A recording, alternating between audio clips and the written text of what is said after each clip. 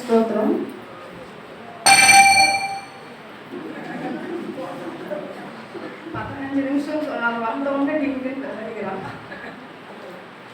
லூக்கா 23:43 வசனத்தை வாசிக்க கேட்போம். இயேசு அவனை நோக்கி, இன்றைக்கு நீ என்னுடனே கூட பரதேசில் இருப்பாய் என்று மெய்யாகவே உனக்கு சொல்லுகிறேன் என்றார். ஜெபம் செய்யலாம். ஸ்தோத்திரம் அப்பா, எங்கள் கிருபையாய் நேசிக்கும் அன்பின் பரலோக பிதாவே, முதுதிக்கிறோம் நம்ம ஸ்தோத்தரிக்கிறோம் அப்பா. இதோ அப்பா ஸ்தோத்திரம் ஸ்தோத்திரம் அப்பா. சகோதரர்கள் ஒருமித்து வாசம் பண்ணுகிறது எவ்வளவு இன்பமா நன்மையுமா இருக்குது என்று நீங்க சொல்லியிருக்கிறீங்கப்பா. இதை உங்க சமூகத்துல நாங்கள் அனைவரும் வந்து கூடி இருக்கிறோம் அப்பா. அப்பா ஸ்தோத்திரம், உங்க வசனத்தை நாங்கள் விலைக்கு போறோம் அப்பா. 30, 60, 100 பலன் தர திருப்பி கொடுங்க. நீங்களே அப்பா ஸ்தோத்திரம், மோசையோடு இருந்தது போல உன்னோடு கூட இருப்பேன் என்று சொன்ன வாக்குறுதிக்காக நன்றி. மீதி உள்ள நேரத்தை உங்க கருத்துல ஒப்பு கொடுக்கிறோம். சுத்தம் போல வழி நடக்கும். இயேசு கிறிஸ்து நாமத்தினால ஜெபிக்கிறோம் நல்ல பிதாவே, ஆமென். இயேசு கிறிஸ்துவின் இனிதான நாமத்தினால எல்லாருக்கும் ஸ்தோத்திரம் சொல்றேன். பாஸ்டருக்கும் ஸ்தோத்திரம் சொல்றேன், பாஸ்டர்மாவுக்கும் ஸ்தோத்திரம் சொல்றேன். இங்க நம்ம இயேசு கிறிஸ்து சிலுவையில அறையப்பட்டு மரித்த இந்த நாளை நம்ம நினைவு கூர்ந்து அவர் சிலுவையில பேசின 7 வார்த்தையில 2வது வார்த்தையை நம்ம தியானிக்கிறோம். இயேசு கிறிஸ்து சிலுவையில மரித்து கொண்டிருக்கிறாரு. இந்த டைம்ல ஒரு கல்லனுக்கு ஆறுதலான ஒரு வார்த்தையை பேசுறாரு. அவர் கல்லன் ஒரு ஜெபம் ஜெபிக்கிறாரு. அவர் ஜெபிக்கும் போது அவர் என்ன பண்றாரு, அவர் நினைக்கிறதுக்கும் அதிகமாக செய்யறாரு. என்ன ஜெபிக்கிறாரு அப்படின்னு சொல்லி பார்த்தீங்கன்னா, அதுதான் லூக்கால எழுதியிருக்கிறாங்க. கல்லனுடைய ஜெபம் என்ன அப்படின்னு சொல்லி பார்த்தோம்னா, லூக்கா 23:42 வசனத்தை வாசிக்கலாம்.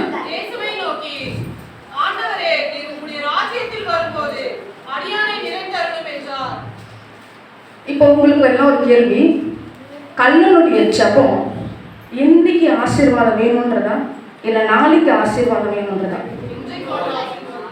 நாளைக்கு, இன்னைக்கு இல்லை. உங்களுடைய ராஜ்யத்துல நீங்க வரும்போது என்ன நினைச்சுக்கோங்க, இன்னைக்கு சொல்லல. ஆனா நம்ம நினைப்பதற்கும் ஜபிப்பதற்கும் அதிகமாக செய்கிற தேவன் தான் நம்ம மத்தியில உலாவி கொண்டிருக்கிறார். ஆமென். அதாவது தேவன் அவன் ஜெபிச்சுட்டான். என்னன்னா எதனால அவனுக்கு ஒரு சந்தேகம் இருக்கும். ஏன்னா அவன் கள்ளன் இல்லையா, அவன் நிறைய அக்கிரமம் பண்ணியிருப்பான், நிறைய பாவம் பண்ணியிருப்பான். அதனால அவன் என்ன நினைச்சிட்டான், நம்ம பரலோகத்துக்கு போக மாட்டோம். அதனால நீங்க எப்போ உங்க ராஜ்யத்துக்கு வருவீங்களோ, ஏன்னா பக்கத்துல இருக்கிற கல்லை நினைச்சுக்கிட்டா ராஜ்யம்னா யார் ஆள முடியும்? ஒரு ராஜா தான் ஆள முடியும். ஆமா தானே? இவர் தான் ராஜாதி ராஜான்னு அவன் தெரிஞ்சுக்கிட்டான். ஆமா தானே? அதனால உங்க ராஜ்யத்துக்கு வரும்போது என்ன நினைச்சுக்கோங்க அப்படின்னு சொல்றான். அப்ப தேவன் நம்ம கிட்ட சொல்றாரு, இன்றைக்கே ரெட்டிப்பான நன்மை, இன்னைக்கே ரெட்டிப்பான ஆசீர்வாதம், இன்றைக்கு நீ என்னோட கூட பரதேசில இருப்பாய். தேவன் சொல்றாரு, நாளைக்கு ஆசீர்வாதம் இல்ல, எதிர்காலத்துல ஆசீர்வதிக்கிற தேவன் நம்ம தேவன் கிடையாது, இன்றைக்கு ஆசீர்வதிக்கிற தேவன். ஆமென். இன்றைக்கு நீ என்னோட கூட பரதேசில இருப்ப அப்படின்னு சொல்லி தேவன் அவங்களுக்கு வாக்கு கொடுக்கிறார் கல்லனுக்கு. நல்லா கவனிங்க, இயேசு ஒரு மனம் திரும்பிய கல்லன் கிட்ட ஆறுதலா பேசிட்டு இருக்கிறாரு. இந்த டைம்ல அவர் சிலுவையில மறிச்சு கொண்டிருக்கிறாரு. அவருடைய வேதனையை குறைப்பதற்கோ அவருக்கு ஆறுதலான ஒரு வார்த்தை பேசுவதற்கோ அங்க யாருமே இல்லை. ஆமா தானே? யாருமே இல்லை. இப்போ அந்த இடத்துல அந்த கல்ல மட்டும்தான் இருக்கிறானா? நிறைய பேர் இருக்கிறாங்க. யூதர்கள் இருக்கிறாங்க, கிரேக்கர்கள் இருக்கிறாங்க, ஒரு சேவர்கள் இருக்கிறாங்க, எல்லாம் இருக்கிறாங்க. ஆனா யாருக்குமே கிடைக்காத ரட்சிப்பு அந்த கல்லனுக்கு மட்டும் கிடைச்சது. அல்லேலூயா. இன்னைக்கு நம்ம ரட்சிக்கப்பட்டதுனாலதான் நாம இன்னைக்கு ஒரு வார்த்தை அவர் என்ன நோக்கி வராதா, ஆண்டவர் என்னோட பேச மாட்டாரா, நம்ம அவர் வார்த்தைக்காக காத்திருக்கிறோம். ஆமென். இப்போ என்னன்னா அவருடைய வேதனையை குறைப்பதற்கோ இல்ல ஆறுதல் சொல்றதுக்கோ அவங்க யாருமே இல்லை. ஆனா இங்க என்னன்னா அந்த கல்லன் கிட்ட தேவன் ஆறுதலா பேசிட்டு இருக்கிறார். இந்த விஷயம் என்ன அப்படின்னா, இது ஒரு சாட்சியா தான் நான் சொல்றேன். திங்கட்கிழமை அன்னைக்கு காலையில தான் அண்ணன் எனக்கு ஃபோன் பண்ணி, இந்த 2வது வார்த்தை நீ பேசுமா அப்படின்னு சொன்னார். இங்க நின்று பேசும்போது தைரியமா பேசுற மாதிரி இருக்கும். என் கையெல்லாம் பாருங்க பயங்கரமா நடுக்குது. என்னுடைய ஆத்மிக்கு என் காது கிட்ட விட்டப்போ கேட்டுக்கிட்டே இருக்கு. அவர் சொன்ன உடனே எனக்கு ஆன்மீகம் இப்படி பயங்கரமாக அப்படி வடிக்க ஆரம்பிச்சிச்சு. அப்போவே சொல்லிட்டேன், ஆனால் என் ஆன்மீகம் என் காதிலே கேட்குது அப்படின்னு சொல்லிட்டு. ஏன்னா எங்களுக்கு காலேஜ் படிக்கிறோம், அதில் மதன் சிங் அங்கிள் வந்து பிளஸிங் இயர்னு சொல்லி ஒரு பாடம் எங்களுக்கு நடத்தினார். அப்போது அவர் சொன்னார், நீங்கள் ஏதாவது இடத்துல பிரசங்கம் பண்ண போறீங்கன்னு சொன்னால் அந்த வார்த்தையை ஆண்டவர்கிட்ட இருந்து பெற்றுக்கொண்டாதான் அது கிளியே சொல்லும். ஆண்டவர்கிட்ட இருந்து புறப்படுகிற வார்த்தை அவர் என்ன நினைக்கிறாரோ அதை செய்துட்டு அவர்கிட்ட திரும்பும் அப்படின்னு சொன்னார். அப்பத்துலேருந்தே நான் வந்து எதனா ஒரு மெசேஜ் எடுக்கிறதா இருந்தால் முதல்ல நான் தியானிச்சுட்டு எழுதி வச்சிருவேன். எழுதி வச்சுட்டு ஆண்டவர்கிட்ட கேட்பேன், அப்பா இதை நீங்கள் தான் கொடுத்தீங்கன்னா எனக்கு உறுதிப்படுத்துங்க அப்படின்னு சொல்லி நான் கேட்டேன். திங்கட்கிழமை அன்னைக்கு இவர் சொன்னார், எங்கள் பிள்ளைங்கிட்ட அன்றைக்கே சொல்லிட்டா நான் ஒரு வேலை கூட செய்ய மாட்டேன், நான் இது மாதிரி பைபிள் தான் படிப்பேன் அப்படின்னு சொல்லிட்டேன். உட்காந்து ஃபுல்லாக தியானிச்சுக்கிட்டே இருந்தேன். இந்த ஒரு பக்கம் மட்டும் எழுதி வச்சுட்டேன். திங்கட்கிழமை எழுதி வச்சுட்டு அம்மா தான் அன்றைக்கி மெசேஜ், அப்பா நான் சர்ச்சுக்கு போகிறேன், நான் இன்றைக்கி ஃபுல்லாக ஃபோனு பார்த்தேன், டிவி பார்த்தேன், எனக்கு எங்கேயும் வரல. நான் இன்றைக்கி சர்ச்சுக்கு போகிறவங்க தேவாலயத்தில் நான் எடுத்த மெசேஜ் நீங்கள் தான் கொடுத்தீங்கன்னா உறுதிப்படுத்துங்க, இல்லைன்னா நீங்கள் எனக்கு திருப்பியும் கொடுங்க அப்படின்னு சொல்லி ஜாம் பண்ணிட்டு வந்துட்டேன். அப்போ அம்மா வந்து மரியாதை குறித்து அவங்க தியானித்து சொல்லிக்கிட்டே இருந்தாங்க.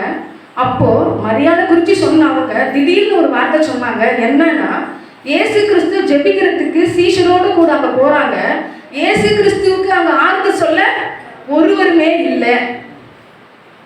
ஆனால் அங்கே அவருக்கு யாருமே ஆறுதலாக சொல்லலை. ஆனால் சீஷர்களுக்கு ஒரு ஆறுதல் சொல்லிட்டு வந்தாரு, சோதனைக்கு உட்படாதபடி விழித்திருந்து ஜெபம் பண்ணுங்கள். அப்போ இங்க சிலுவையில் இருக்கிற இயேசு கிறிஸ்து என்ன சொல்றாரு, அவர் ஆறுதல் படுத்துறதுக்கு யாருமே இல்லை, ஆனா அவர் அங்க ஆறுதல் படுத்தணும். யாரும் ஒரு கல்லனை. அப்போ நான் ஆண்டவருக்கு நன்றி சொன்னேன். அப்போ இந்த வார்த்தையை நீங்க தான் கொடுத்தீங்கன்னு எனக்கு உறுதிப்படுத்துறதுக்காக நன்றி அப்படின்னு சொல்லிட்டு இப்போ கல்லனுக்கு வரலாம். கல்லன் வந்து பார்த்தீங்கன்னா எவ்வளவு பெரிய பாவம், நம்ம எல்லாரும் எவ்வளோ பெரிய பாவம் பண்ணியிருக்கிறோம். எவ்வளவு பெரிய பாவம் பண்ணாலும் நம்மளுடைய தேவன் நம்மளை மன்னிக்கிறதா இருக்கிறார். அதுக்கு நம்ம என்ன பண்ணணும், இவர் தான் என்னுடைய ரட்சகர், என்னுடைய பாவங்களை இவர் தான் சுமந்து தீர்க்கிறவர். அவருடைய கல்வாரி சிலுவையில் தான் சொந்த ரத்தத்தை சிந்தி என்னை மீட்டெடுத்தவர் முதல்ல நம்ம விசுவாசிக்கணும். அப்பொழுதுதான் நம்மளுடைய பாவங்கள் ரட்சிக்கப்படும். இங்கே இயேசு கிறிஸ்து தன்னுடைய ஜீவனை கொடுக்கிறார். எதுக்காகனா நாம எல்லாரும் பரலோகத்துக்கு போக. முதல்ல இயேசு கிறிஸ்து தம்முடைய மரணத்தின் வழியாக தான் பரலோகத்தின் வாசலை திறக்கிறார். சிலுவை இல்லாம சிங்காசனம் இல்லை. சிலுவையின் வழியாக தான் தேவன் வந்து அவருடைய கிரீடத்தை பெற்றுக்கொள்றார். ஆமா தானே? ஆமா தானே? இப்போ பாடுகள் இல்லாம மேன்மை அடைய முடியுமா? முடியாது. பாடுகள் இருந்தால் தான் அங்கே மேன்மை அடைய முடியும். இப்போ என்னன்னு சொல்லி பார்த்தீங்கன்னா, இங்கே மனம் திரும்பிய பாவிகளுக்கு, நம்ம எல்லாரும் மனம் திரும்பிய பாவிகளுக்கு நாம வந்து மரித்தா இயேசுவோடு கூட இளைப்பாறுதலுக்கு போவோன்ற சத்தியம் இதன் மூலியமா நமக்கு தெரியுது. அதுக்கு முதல்ல நம்ம என்ன பண்ணணும், ரட்சிக்கப்படணும். இயேசு கிறிஸ்து தான் என்னோட ரட்சகர்ன்ற மனதளவில் நம்ம ஏற்றுக்கிட்டு நம்ம ரட்சிக்கப்படணும்.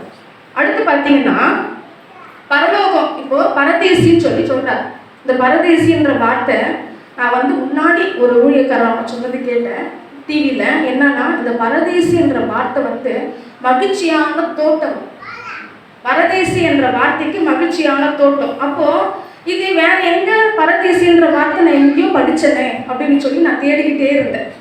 அப்போ தேடிக்கிட்டே இருக்கும்போது இயேசுவே எனக்கு வெளிப்படுத்தினாரு. வெளிப்படுத்தின விசேஷம் 2:7 படிங்க யாராவது. ஆவியானவர் சபைகளுக்கு சொல்லுகிறதை காதுள்ளவன் கேட்கிறவன். ஜெயம் கொள்ளுகிறவன் எவனோ அவனுக்கு தேவனுடைய பரதேசியின் மத்தியில் இருக்கிற ஜீவ விருட்சத்தின் கனியை புசிக்க கொடுப்பேன். ஆமென். ஹல்லேலூயா.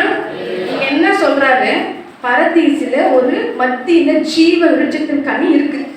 அது யாருக்கு தான் கொடுப்பேன்னு சொல்லிட்டாரு, ஜெயம் கொள்ளுகிறவனுக்கு தான் கொடுப்பேன்.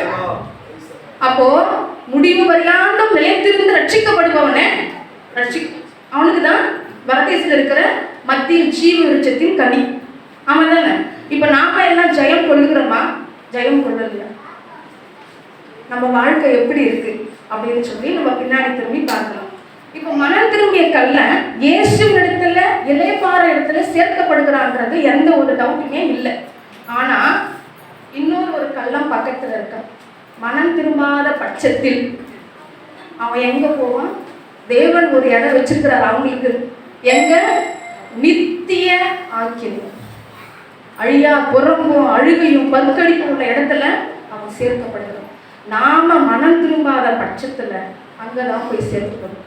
பரலோகமா நரகமா நாம தான் தீர்மானிக்கணும். இப்போ ரட்சிப்பு குறித்து நான் சொன்னேன். இப்போ எந்த மாதிரி ஒரு ரட்சிப்பு?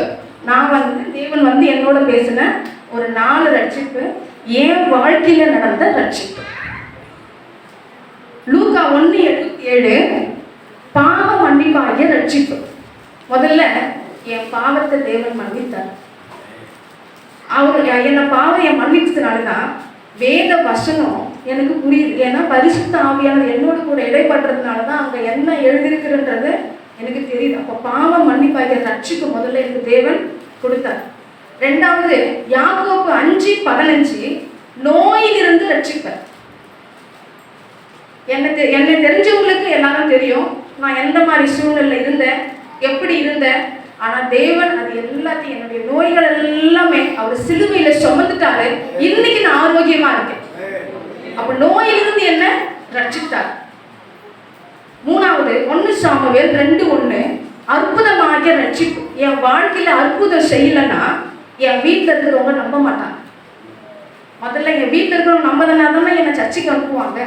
அற்புதம் நடந்ததுனாலதான் என் வீட்டுல இருக்கிறவங்க, என் கணவர் என்னை நம்பி நீ சர்ச்சைக்கு போன்னு சொல்லி என்ன அனுப்புறாரு.